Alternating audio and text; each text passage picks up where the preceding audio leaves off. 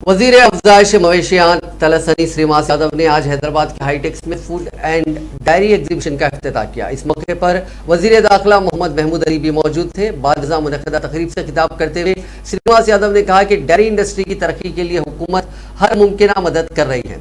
तेलंगाना की तश्कील के बाद डायरी इंडस्ट्रीज पर नुकसान से बाहर उसे निकाला गया। इसके लिए रियासती हुकूमत ने बजट में अलहदा रकम भी मख्तस की थी। उन्होंने कहा कि विजय डायरी को दूध सरबराह करने वाले किसानों को फी लीटर 4 रुपये इंसेंटिव दिया जा रहा है। इस तरह का इंसेंटिव मुल्क की दीगर रियासतों में नहीं दिया जाता।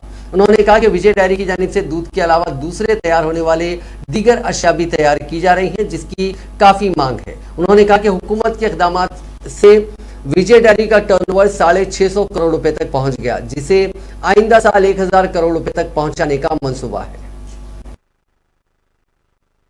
हैदराबाद में जो डिमांड है वो भैंस के दूध का ज्यादा डिमांड है, गाय के दूध का डिमांड नहीं। हम पास पूछते लोग, जब हम दूध बेचते थे हमारे मिनिस्टर साहब से कहता हूँ, साहब इसमें गाय का तो मिलावट नहीं पूछते थे।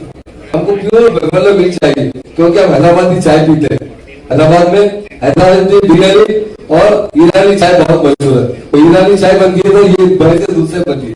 तो डेयरी फार्म से नेक्स्ट टाइम में हम बहुत फायदा होगा। इसलिए हमारे सीएम साहब ने दलित बंधु स्कीम लाई है।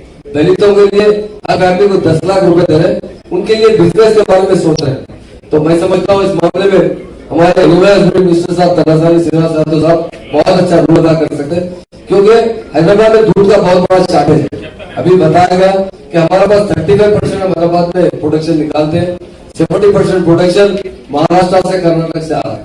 तो हम जहां तक हो सके हैदराबाद में डेयरी इंडस्ट्री को आगे बढ़ाइए। और डेयरी इंडस्ट्री बहुत हिनन थोड़ा टफ तो जरूर है, मगर हमें ट्रेनिंग दी जाए। और हमारे खासतौर से इस कॉन्फ्रेंस के अंदर बहुत से फार्मर्स आते हैं, उनको अगर आप अच्छी तरीके से समझाएंगे डेयरी किस तरह करना चाहिए। और डेयरी में स्मॉल डेयरी की बहुत ज्यादा डिमांड है, क्योंकि बड़े डेयरी चलाना है तो बड़ा मुश्किल होता है। पर एक आदमी अगर 10-10 लाख रुपए हमारे ऑनरेबल सीएम साहब दलितों को दे रहे हैं, अगर एक 10 आदमी मिल जाएंगे तो 1 करोड़ रुपए हो जाएंगे।